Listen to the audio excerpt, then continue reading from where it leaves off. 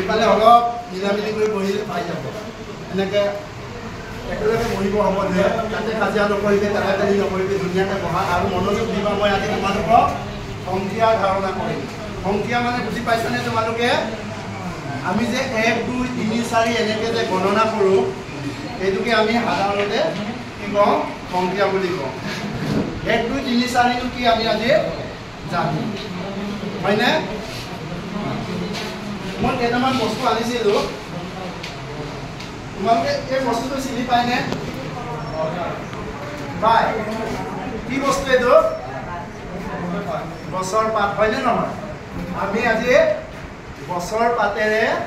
1 2 সংখ্যা ধাৰণাটো আমি লওঁ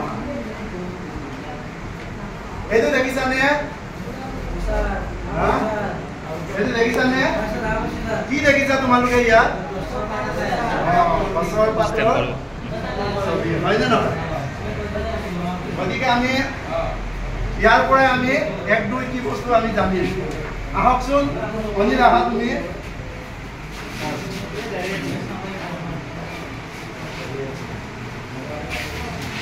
ইয়াৰ এখন লোৱা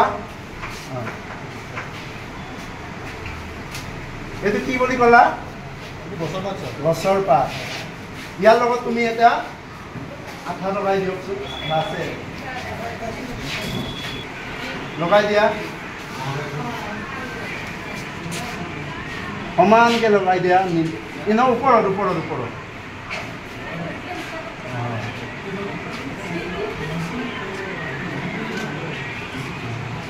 তোমালোকে কোৱাচোন অনিলে যে ইয়াৰ ওপৰত লগাই দিলে ইয়াৰ নাম কি গছৰ পাত হয়নে নহয় গছৰ পাতটো ক'ত লগাই দিলে ইয়াত এটা ছবি এটা আছিল হয়নে নহয় এই ছবিটো ওপৰতে লগাই দিলে এতিয়া ইয়াত গছৰ পাত এটা ল'লা নে কেইখন ল'লা এটা ল'লা নহয় জানো এটা ল'ৰাটোকে আমি কি বুলি কওঁ এক বুলি কয়নে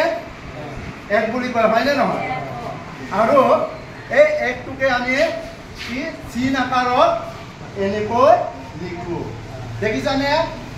কেনেকৈ লিখিলা একটো কেনেকৈ লিখে গছৰ পাত আৰু এক এইটো আমি এক বুলি কওঁ আৰু ইয়াকে এনেকৈ আমি সংখ্যাৰ আকাৰত একটো এনেকৈ লিখো বুজি পালানে একটো এতিয়া কেনেকৈ লিখে বিকাশ এইফালে আহা তুমি ইয়াৰ গছৰ পাত এখন লোৱা আকৌ লগাই দিয়ে ইয়াত কেইটা আছে কওকচোন ছবিত দুটা আছে দুটা মানে আমি ইয়াত কি দুটা লগাব লাগিব গছৰ পাত দুটা লগাব লাগিব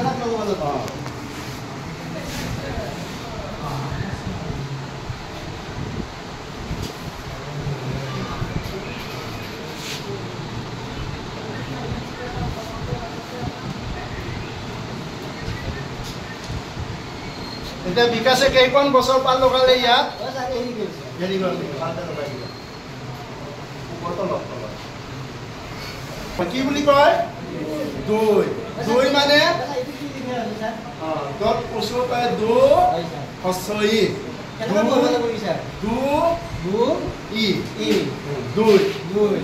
দুইটো এনেকৈ লিখো আগৰ টেঙৰ দৰে আগৰ মূৰটোৰ নিচিনাও হয় হয়নে নহয় নাঙলৰ নিচিনাও হয় বিভিন্ন আকৃতি হয় হয়নে নহয় আমি যে গাঁৱত দেখা পথাৰত দেখা বস্তুবিলাক আমাৰ গছৰ ডালত থকা বস্তুবিলাকৰ নিচিনাও হয় হয়নে নহয়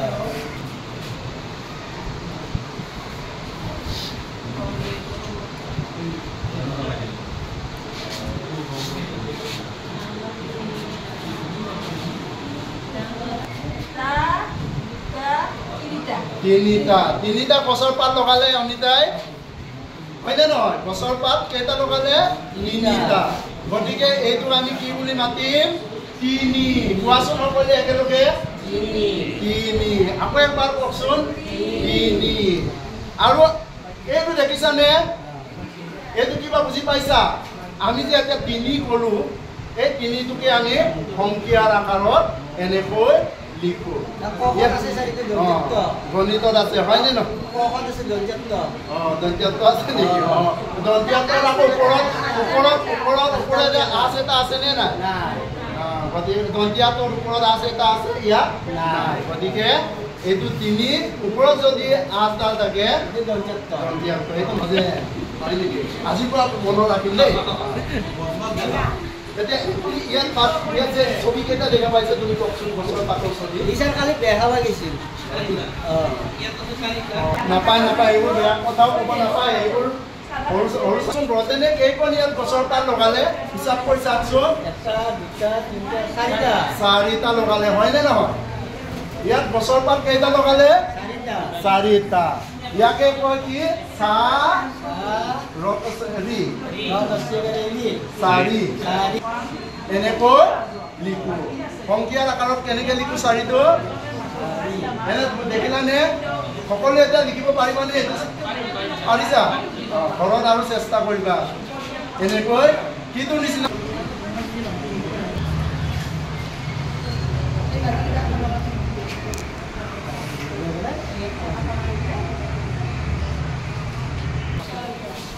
ভালকে হিচাপ কৰি চাওক 5টা তুমি ভুলকে হিচাপ কৰিলে ভালকে আৰু একবাৰ চাওকচোন 1 2 3 4 5 হলনে বুজি পালা এতিয়া আমি 5টা গছৰ পাত লগালো নে ইয়াত গতিকে ইয়াকে আমি 5 বুলি কওঁ এতিয়া 5 মানে কি বুজি পালানে 1 2 3 4 5 তাৰ মানে 4ৰ পিছতে 5 বুজি পালে 5 আমি যে হিচাপ কৰো আমি ইয়াত গছৰ পাত 1 2 3 4 5টাকে ললো হয়নে নহয় এটাৰ পিছত 2 দুটাৰ পিছত 3 4 5 হলনে আৰু সংখ্যাৰ আকাৰত আমি 5টো এনেকৈ লিখি যেনেকৈ 1টো এনেকৈ লিখিছিলোঁ 2টো এনেকৈ লিখিছিলোঁ 3 এনেকৈ 4 এনেকৈ 5 এনেকৈ এতিয়া আমি এটা সহজে বুজি পাওঁ হয়নে নহয় 1 বুলি ক'লে আমি কি কৰিব লাগিব ক্লেপ কৰা 1 মানে 1 আৰু 2 মানে 2 আকৌ একবাৰ 2টো কেনেকৈ কৰিব লাগে 3 কিমান হ'ল আকৌ 4 হ'লনে আৰু 5 4 আৰু এটা থাকিলে 5 হ'লনে নহয় এতিয়া আমি 1ৰ পৰা 5লৈ পালোনে আজিলৈ হ'ব অহাকালি আমি 6 আৰু 6ৰ পৰা 10লৈকে আমি মই হ'বনে